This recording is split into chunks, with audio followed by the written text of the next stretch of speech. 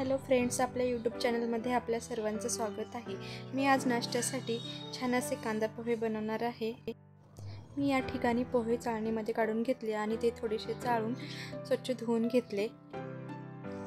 पोहे धुवून झाल्यानंतर या ठिकाणी कांदा, कढीपत्ता, कोथिंबीर, हिरवी मिरची आणि लिंबू बारीक कट करून घेतले आहे। हे सर्व कट करेपर्यंत पोहे या ठिकाणी चांगले भिजलेले आहेत। या ठिकाणी मी गॅसवरती कढई ठेवली आहे आणि कढई गरम झाल्यानंतर त्यामध्ये 2 चमचे मी तेल घातले आहेत। तेल गरम झाल्यानंतर त्यामध्ये थोडेसे जिरे, कांदा, कढीपत्ता हे सर्व टाकून परतून घेतले। त्यामध्ये चवीनुसार मीठ घातले आणि छान असा कांदा परतून घेतला। या ठिकाणी मी पोहे हाताने असे मोकळे करून घेतलेले आहेत। कांदा थोडासा परतून झाल्यानंतर त्यामध्ये मी हिरवी मिरची आणि कोथिंबीर घातली।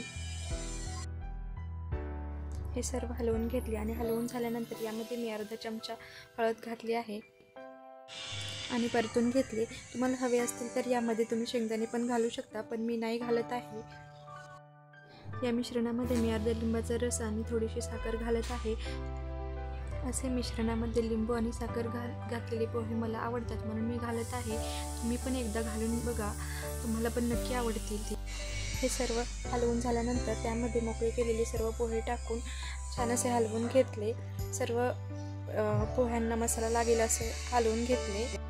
हे बघू शकता, पोहे छान असे मिक्स झालेले आहेत आणि मिक्स झाल्यानंतर यावरती मी झाकण ठेवून 2-3 मिनिटे वाफवून घेणार आहे। झाकण ठेवून पोहे वाफवून घेतल्यामुळे पोहे मऊ लुसलुशीत होतात। इकडे मी चहा बनवून घेतला आहे।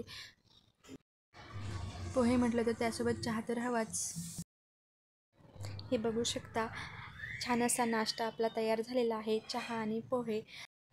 रेसिपी आवडल्यास लाईक, शेअर आणि सबस्क्राईब करायला विसरू नका। Thanks for watching.